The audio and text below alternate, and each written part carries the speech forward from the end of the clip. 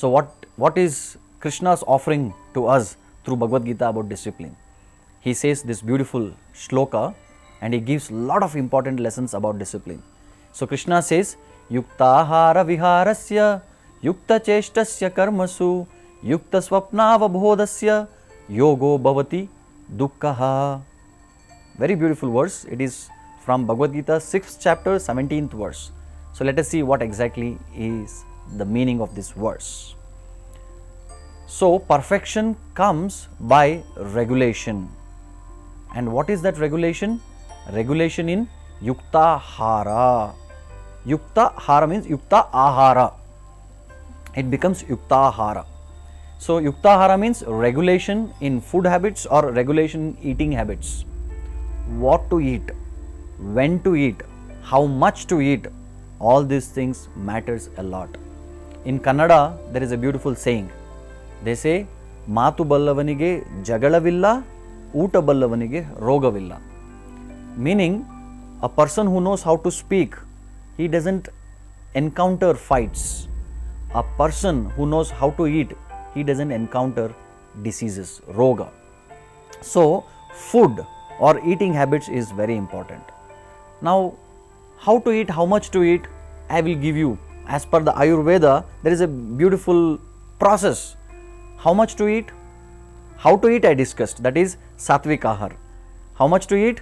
It is just like we need to eat 50% of our stomach, meaning if I can eat 6 chapatis, I should eat only 3 chapatis. So eat 50%, drink water 25% and leave 25% empty. It is just like, if you know cooking, it is just like making a chutney. How do you make some gravy in the mixer grinder? You put 50% of the stuff, 25% water and 25% empty, and when you switch it on, it can mix very nicely. If stuff increases, water decreases, it doesn't mix well.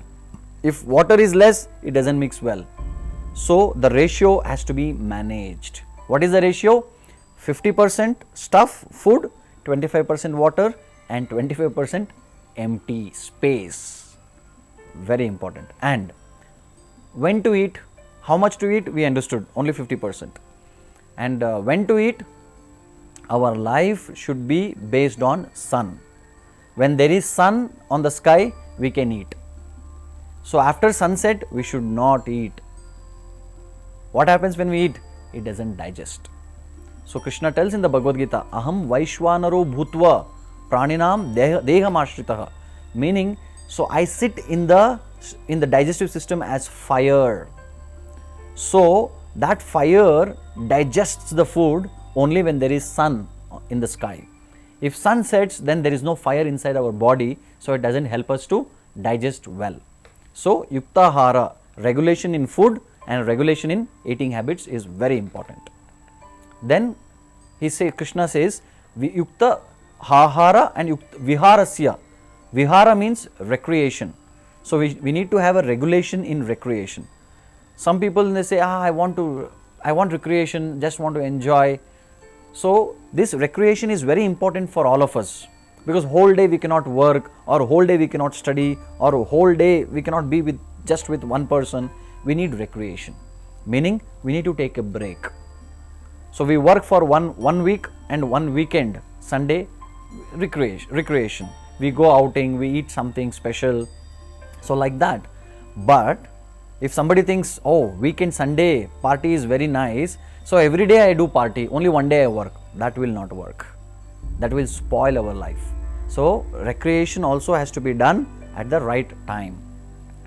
So then Krishna tells about the third point, Yukta Cheshtasya Karmasu, meaning regulation even in work.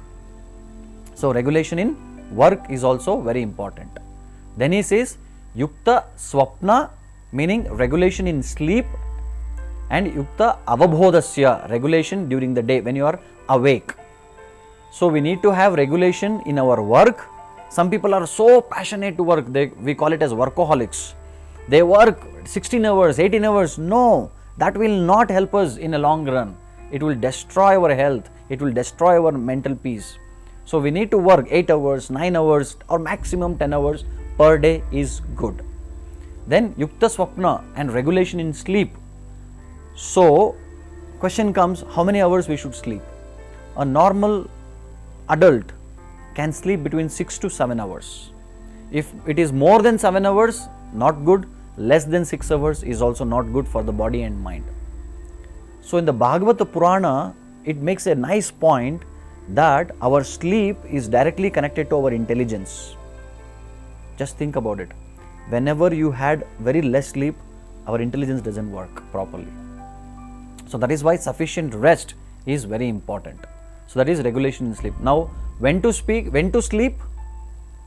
Better to work. Our entire life should be based on sun. When sun rises, we should also rise. When sun sets, we should also set. Meaning, we should also sleep. So, what is the best time to sleep? The best time to sleep is between 9 to 3.